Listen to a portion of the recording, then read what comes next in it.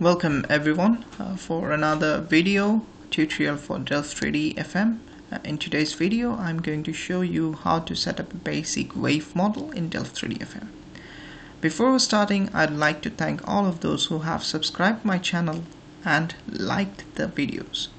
Having said that, I can also see there's a lot of people who are watching the video. I'd like to request you all to like, share and subscribe the channel for the channel growth, and also provide me motivation for providing more advanced modeling videos with you. Also let me know if you don't like the videos and what you didn't like or what can be improved in the comment section, and I'll try to accommodate those. Many of you have reached me via email and apologize for my late replies. Now enough talking and let's start our video. So in order to set up a Delft3D FM wave model, you need to understand two things. Delft3D FM wave model is actually a classic version of the normal Delft3D classic wave model. So it's not different from the classic version. But the only thing is different is the GUI is different, and you can visualize all the things that you are doing here very easily.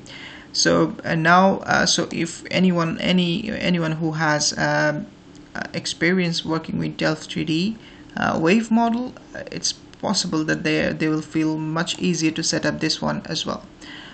So in order to set up a Delft3D wave model, at first we need to add a new model, and select the wave model from the tab. And in wave model you will see that the tabs are similar to the Delft3D FM flow model.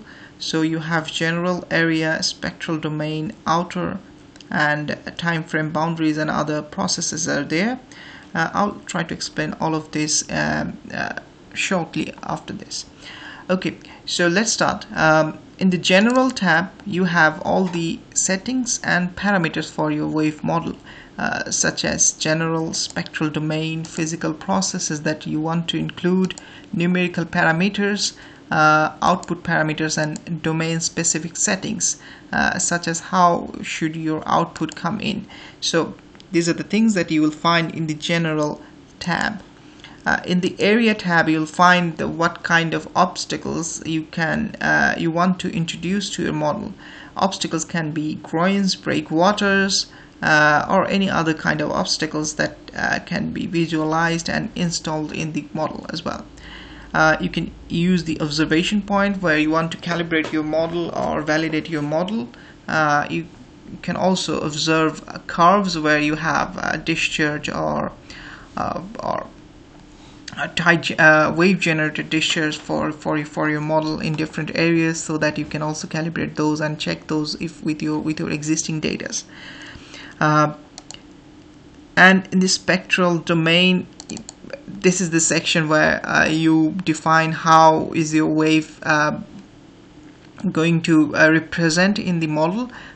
So which number of directions from which it will represent. You can narrow it down to represent more accurately or more precisely for your project specific requirement. In the outer part, it is the part where you input your grid and your bed level or bathymetry here.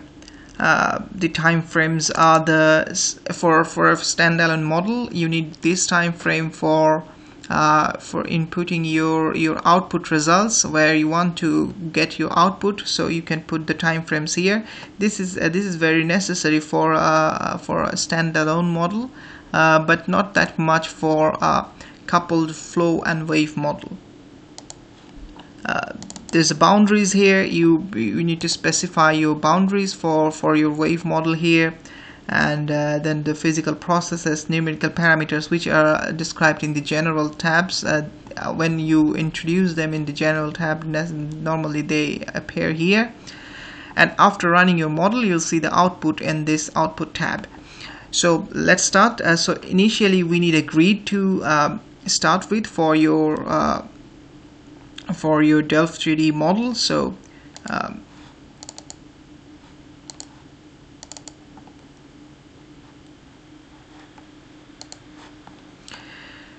So let's start with importing a grid. I have a separate video to how to set up a grid. So let's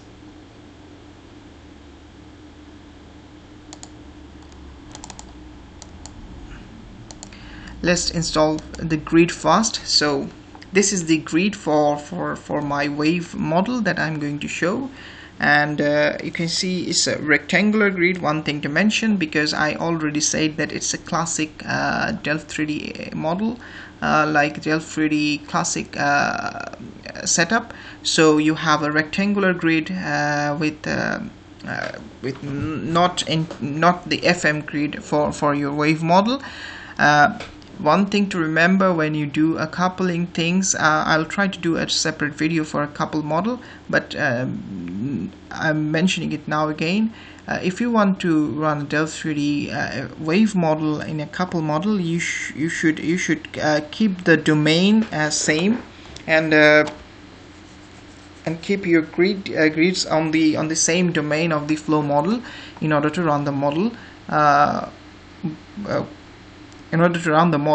Otherwise the model can blow and may not work if you have a wave model that has a different boundaries or different domain for instance. So after getting the grid, you need to add the bed level or the bathymetry in your model. In order to do that, you need to, so let me add that bathymetry in the grid. You can see that this is the bathymetry that I have introduced. One thing to remember, that in Delft3D wave model, you need .deb file, not a XYZ file, but you can easily do that conversion by adding a bathymetry here, importing the XYZ file, and then converting it to then interpolating it into a grid, and then converting it to .deb file, and then you can use that one for your wave model very easily. So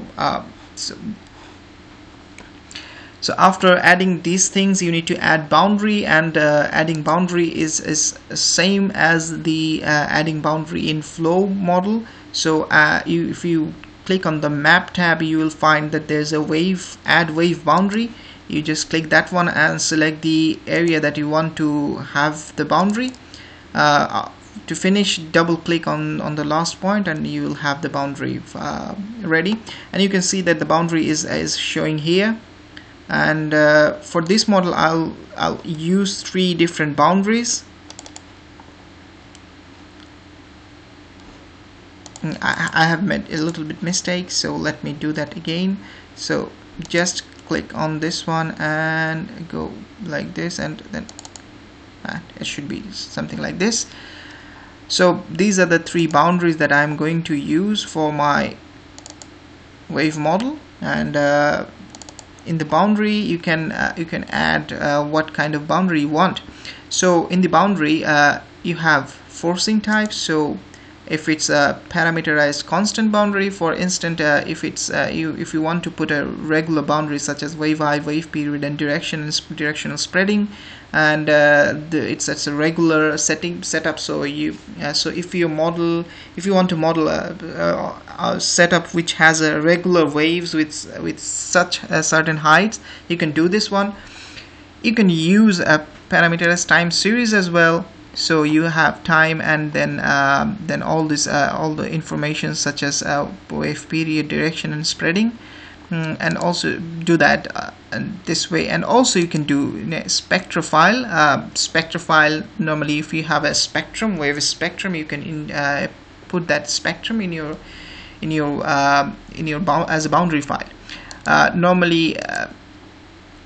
When you are working on a project, possibly you have something like a parameterized time series boundary, and for the special definition, you can have uniform boundary. For instance, you can have a same boundary for all of the areas that you have the boundary, or you can have a specially varying boundary which you have You can introduce different points in your boundary area where you want to have different boundary layers. For instance, this is a 20,625 kilometer long wave boundary area. You can introduce, let's say, a 500 meter apart a boundary, then just add this one and it will be here.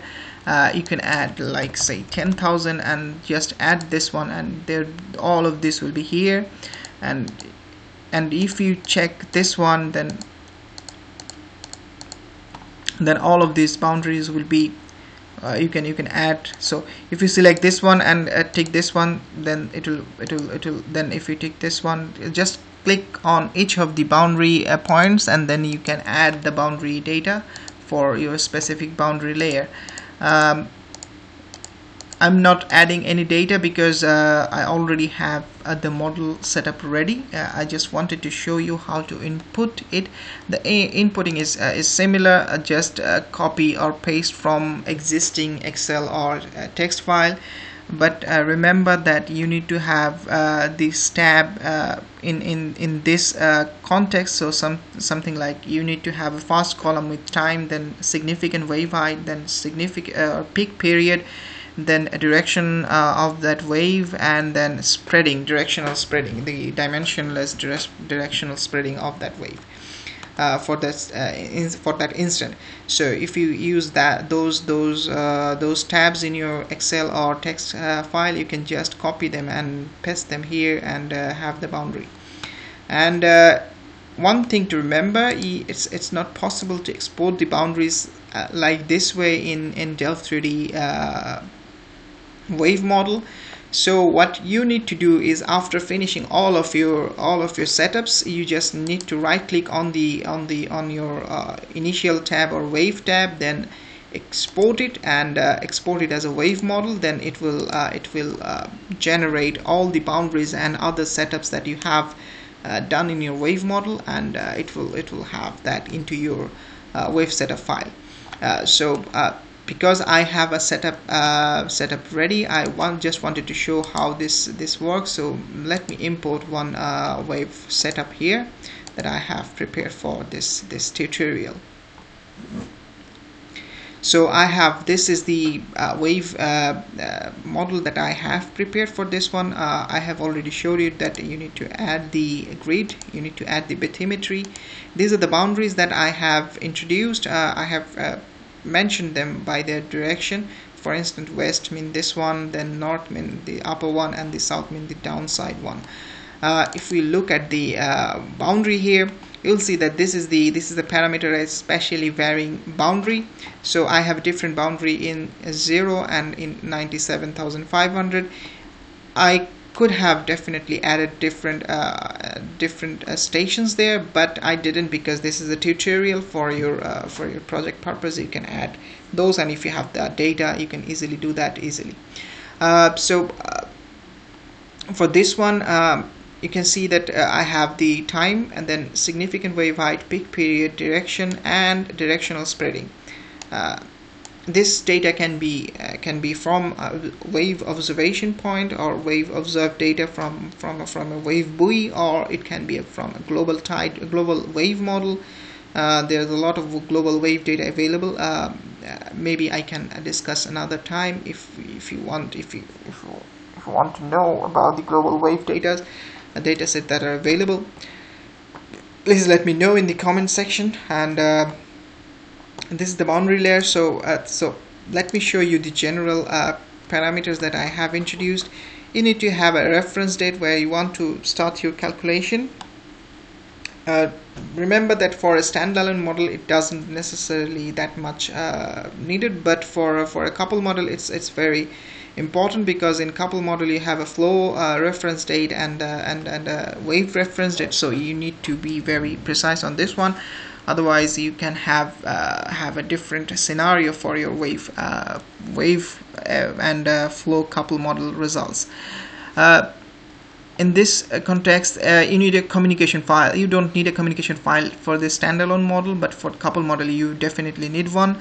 Then the time here, these are the coupling things. For normal standalone model, you don't need to use this one.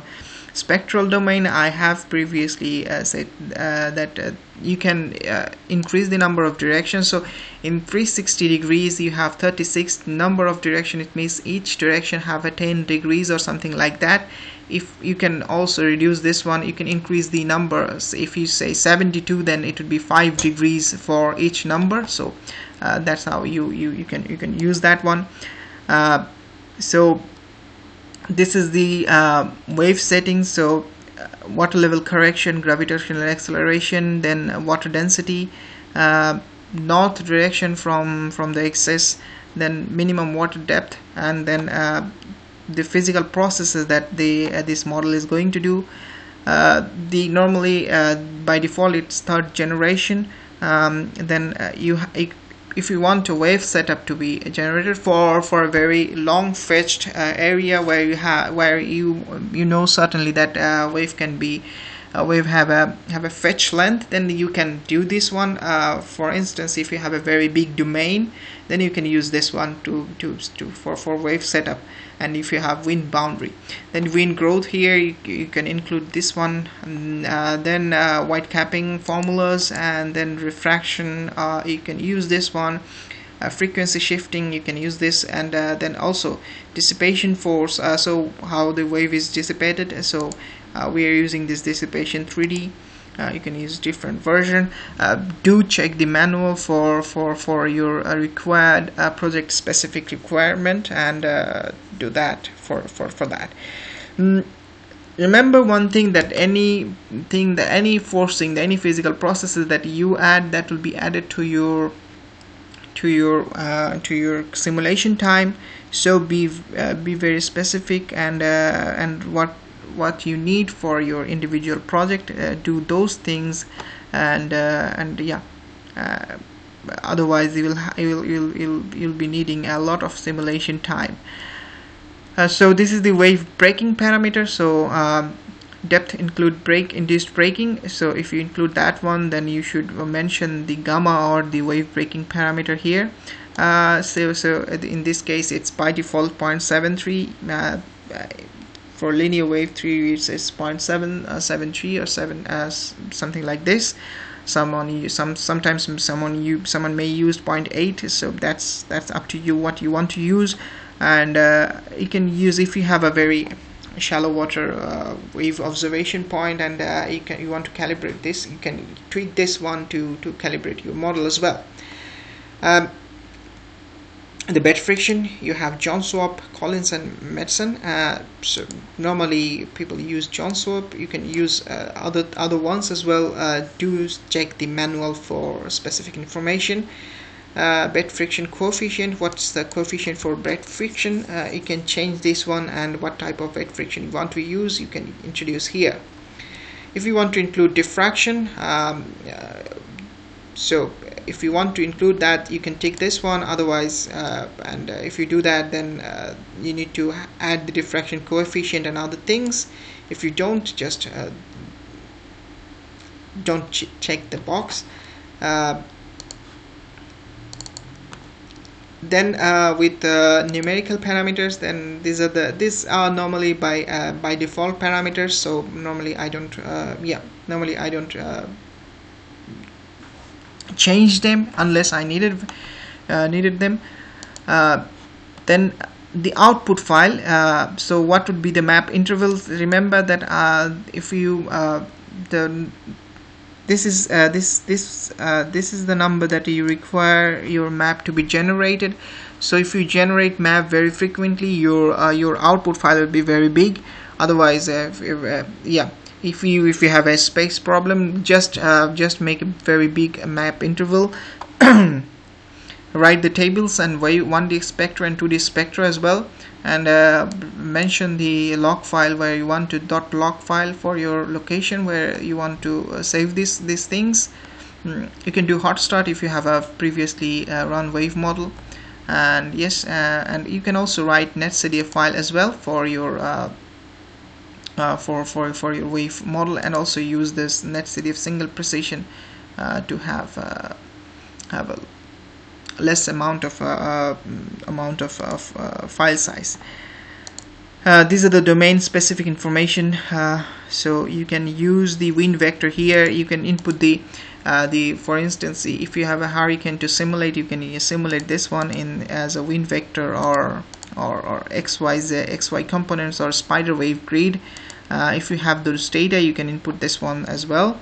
And from this is a couple model thing. If you want to use these bed levels, water levels and velocities from the couple model, you can use these things here. And another thing that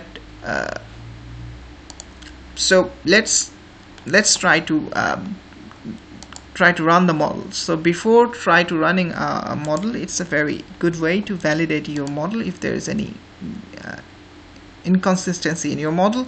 So you can see that there are certain things that the model has described, that the wave model time point is not described, and also it says that I have checked this one but didn't show any data, so just uncheck it. I did purposefully to show you. And then these test GUI, it says that wave no time points. So here I haven't described any time points here, so let's add some time point from the boundaries. Just copy some of, and then copy them and then paste them in the time frame. Copy to clipboard and then next.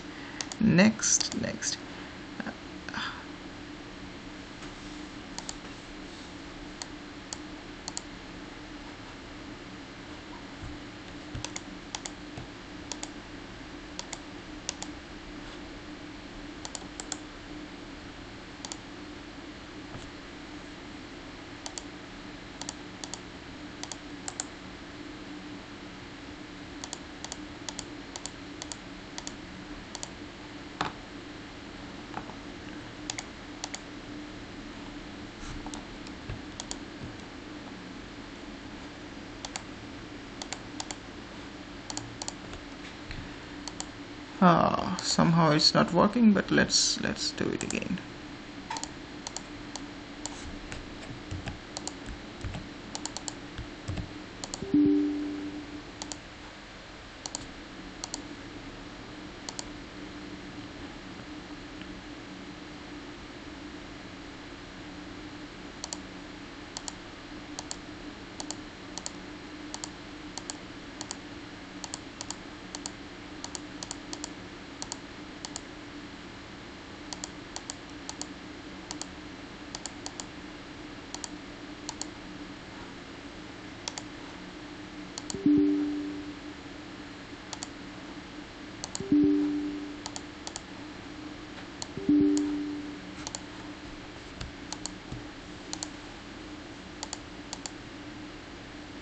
Oh, sorry, I have so let's copy it again.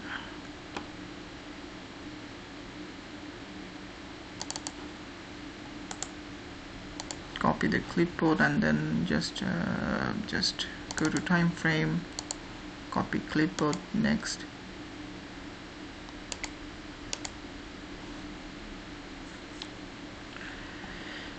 I don't know what's wrong here. Why? Maybe it's a bug that's doing this. No. Normally, if you do this, it should work such a way.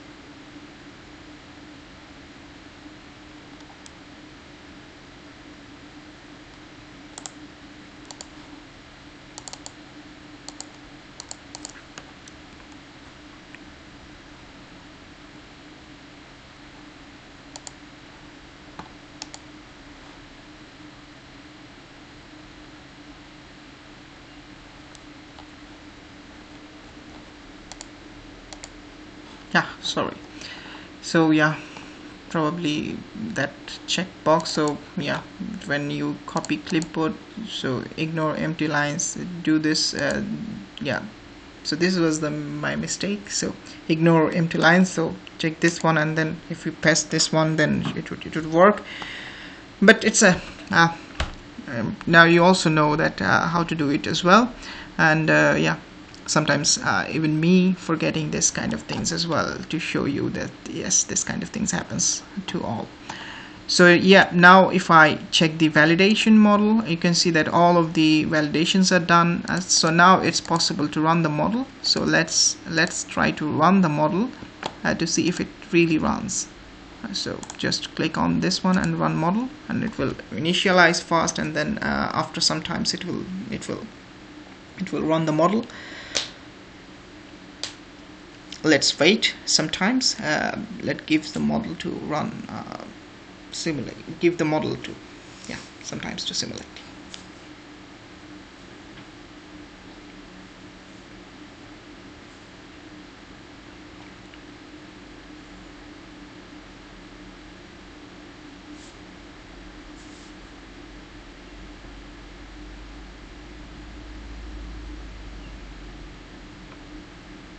So you can see the model has already started progressing.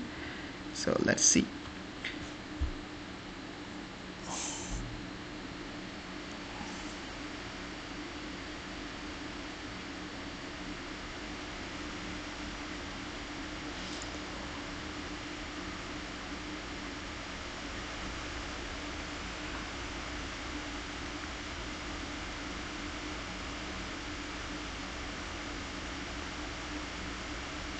So the model has finished its simulation because it was not that much file, so it just simulates some of the so it was only, I think, 10 or 12 time frames that it simulates, so it didn't take that much time. You can see all these results files in this GUI as well, and also you can do this in the quick plot as well. You can see the map files that I put in output file. You can see the his file has .nc file. You can all see this in quick plot very easily.